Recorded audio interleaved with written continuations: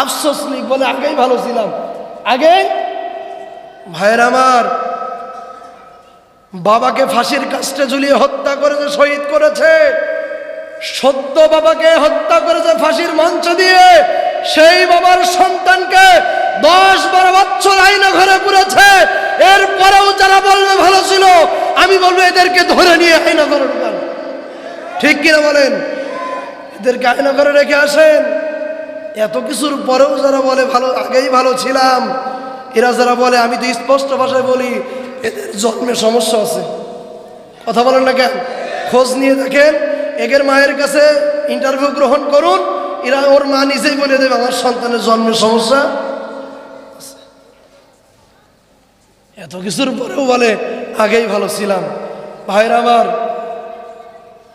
আপনারাই ভালো জানেন আগে কেমন ছিলেন। ঠিক কিনা বলেন? এক চার দোকানে 2 হুজুর বসা যেত না। হুজুরা 4 দোকানে বসতে পারে না, হুজুরা খেতে পারে না। দাড়ি দেখলে, হুজুরদের দেখলে চুলকানি ছিল কি ছিল না? কথা বলেন, ছিল কি ছিল না? 5 আগস্টের পরে পরিবর্তন কে দিয়েছেন? আরো জোরে বলেন। ইমানের পথে থাকলে সম্মান কে দেন? ভাইরা, সব সময় বেঁচে থাকার সম্মান নাই। আমার আবু সাইদ, রংপুরে আবু সাইদ ভাই শহীদ হয়েছে। আপনারা বলুন তো, 5 তারিখে যদি শিবিরের সাথী ছিলেন আবু সাইদ ভাই, যদি শহীদ না হতেন, আপনারা যশোরবাসী কি জানতে পারতেন আবু সাইদ নামে একজন যুবক ছিল, একজন বীর পুরুষ ছিল? আবু সাইদের মা কি এত দোয়া পেতেন, এত সম্মানিত হতেন? ভাইয়ের আমার, সব মৃত্যু সম্মানের হয়, সব মৃত্যু অসম্মানের হয় না। কিছু মৃত্যু হয়, যেই মৃত্যু আল্লাহ তাআলা, যেই মৃত্যুর মাধ্যমে আমৃত্যুকাল কিয়ামত পর্যন্ত আপনাকে সম্মানিত করে রাখবে। কথা বলেন ঠিক কিনা?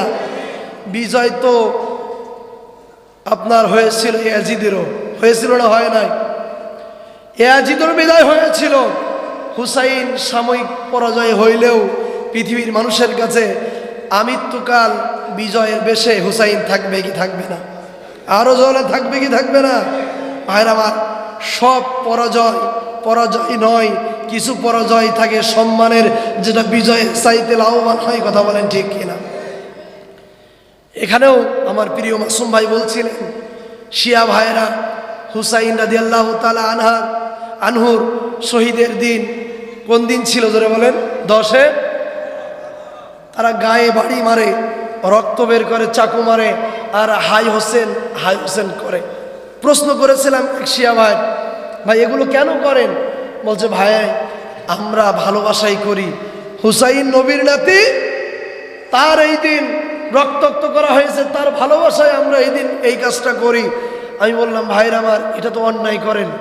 তো বলে, না ভাই অন্যায় না। বলছে, হ্যাঁ বেইনসাফ, ইনসাফ না। বলছে, কেন? আমি বললাম, হুসাইন হলো নবীর নাতি, হাসানকে কথা কয় না, কথা বলেন, নবীর, তা সে কি শহীদ হয়েছিল না? কি খেয়ে? জোরে বলেন।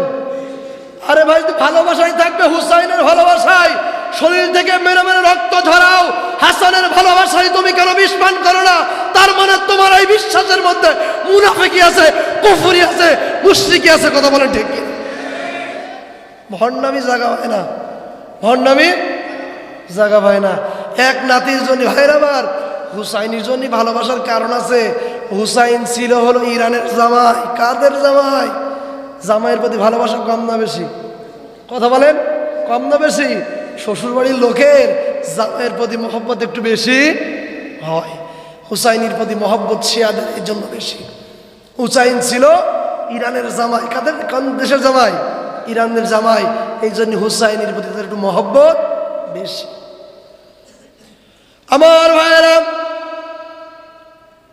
আপনি যখন মুখে বলবেন ইকরার বিল লিসান, আল্লাহকে রব বলে স্বীকার করবেন, বাধা আপনার আসবে। আল্লাহ রাব্বুল আলামিন ভালোই জানতেন। এই জন্য আল্লাহ রাব্বুল আলামিন বলেছেন, সুম্মাস্তাকামু, ইস্তেকামাত থাকতে হবে। কি থাকতে হবে? কেমন ইস্তেকামাত? আল্লাহ রাসূলের সাহাবী বেলাল রাদিয়াল্লাহু তাআলা আনহুকে আপনারা চিনেন, সবাই নামে চিনেন। চাচা বলেছে নামে চিনেন।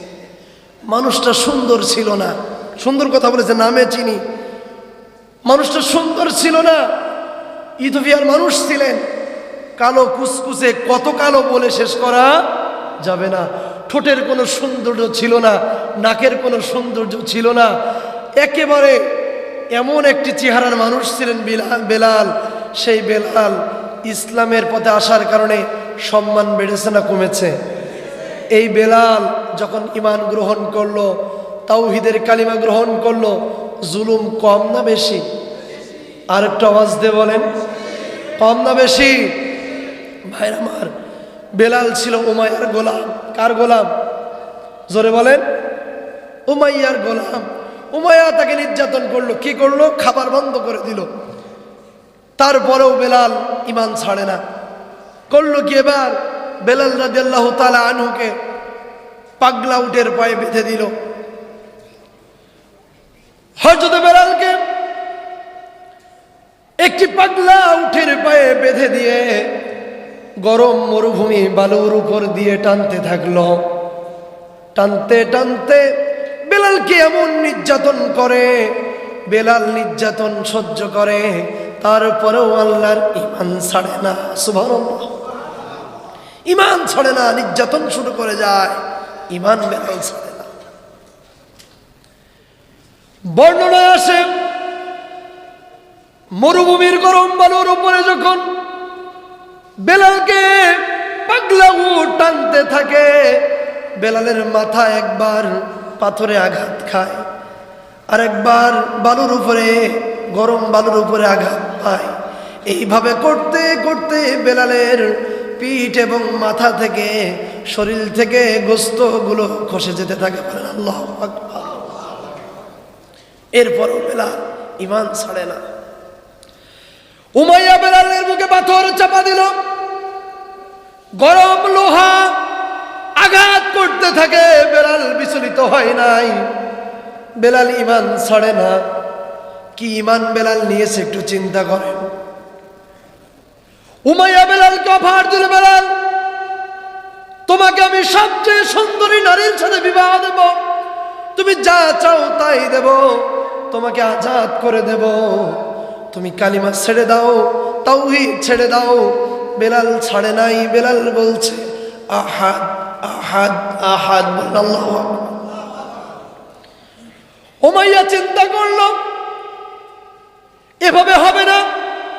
উমাইয়া বেলালের বুকের উপরে বসে গেল, বাম হাত দিয়া বেলালের জিহ্বাটা টান দিল। কি নির্যাতন আমার ভাইরা! বেলালের জিহ্বা টান দিয়া বেলালের জিহ্বার মধ্যে বাবলা কাটা ঢুকায়া ঢুকায়া বেলালকে নির্যাতন দিল। বেলাল কথা বলতে পারে না, তারপরেও বেলাল হাত দিয়ে ইশারা করতেছে, আমার আল্লাহ একজন, তিনি হলেন আহাদ। আল্লাহু আকবার। কি নির্যাতন বেলালকে করা হয়েছে! শুধু কি বেলালকে করা হয়েছে তা নয়, খুবাইব রাদিয়াল্লাহু তাআলা আনহুকে বন্দী করা হয়েছে। যেমন করে বাংলার জমিনে ইকামতে দিনের কর্মীদেরকে বন্দী করে জেলখানায় ঢুকানো হয়েছে না হয় নাই? কথা বলেন না কেন? খাবার দেওয়া হতো না, গোসলের পানি দেওয়া হতো না, এমনকি উজুর পানির জায়গায় পেশাব দেওয়া হতো। কত বড় জালেম চিন্তা করেছেন নাকি? কি নির্যাতন তারাও করেছে। খুবাইবকে বন্দী করা হয়েছে, খুবাইবের খাবার বন্ধ, 2 মাসের বেশি খুবাইব জেলখানায় বন্দী। কাফেররা যে দেখতেছে খুবাইব জেলখানায়, যখন বন্দী করেছিলাম খুবাইবের চেহারা যেমন ছিল, খুবাইবের চেহারা আরো বেশি সুন্দর হয়েছে। সুবহানাল্লাহ। কারণটা কি? খুবাইব যখন তাহাজ্জুদ নামাজের পরে আল্লাহর কালাম কোরআন যখন তেলাওয়াত করে, তাতানাজ্জালু আলাইহিমুল মালাইকা, আল্লাহ বলছেন আমি ফেরেশতাদেরকে দিয়ে সাহায্য করি। আল্লাহ আসমান থেকে ফেরেশতা পাঠায়া, ফেরেশতারা এসে খুবাইবের সামনে আঙ্গুরের থোকাগুলো ধরে, খুবাইব এক একটা আঙ্গুর নেয় আর খায়। জোরে বলেন সুবহানাল্লাহ। আল্লাহর পথে থাকলে আল্লাহ সাহায্য করে কি করে না? আর জোরে বলেন করে কি করে না? মুসলমান, আল্লাহ যেই সময় খুবাইবকে সাহায্য করেছেন সে আল্লাহ মনে হাজার নাই, থাকলে মনে বিদ্ধ হয়ে গেছে, আল্লাহর শক্তি কমে গেছে। বাতিলদেরকে বলে রাখতে চাই, আজকেও যারা ষড়যন্ত্র করছো স্পষ্টভাবে শুনে রাখো, আল্লাহ যেমন খুবাইবকে সাহায্য করেছে, আল্লাহ যেমন নমরুদের আগুন থেকে ইব্রাহিমকে মুক্ত দিয়েছে, সেই আল্লাহ আজও আছে না নাই? আল্লাহ চাইলে বাংলার জমিনে আরেকটি বিজয় দান করে বাংলার মসনদে কোরআনকে দিতে পারে কি পারে না? আর আপনারা বলেন পারে কি পারে না? কাজে ষড়যন্ত্র করছো, ষড়যন্ত্র করো না, সময় আছে, ফিরে আসো, তওবা করো, কোরআনের কর্মীতে অংশগ্রহণ করো, ওমরের মতো জিরো থেকে হিরো হয়ে যাবা, ঠিক কিনা বলো? আর যদি মেনে না নাও, আবু জেহেলের মতো লাঞ্ছিত হয়ে, লজ্জিত হয়ে, জাহান্নামী হয়ে দুনিয়া থেকে বিদায় হওয়া লাগবে। কথা বলেন ঠিক কিনা? বাইরা খুবাইবের জান্নাত থেকে আল্লাহ খাবার দেয়, খুবাইব খাবার খায়, চেহারা সুন্দর হচ্ছে, কাফেরদের দিকে মাথা নষ্ট হবে কি হবে না? কথা বলেন হবে কি হবে না? ওরে বাবা, মাথা নষ্ট কেন হবে না? 12টা বছর জেলখানায় রাখার পরে একটা দিন জেলখানা থেকে বের করার পরে যেই হাসি দিয়েছে, এই হাসি যেমন তেমন হাসি নয়।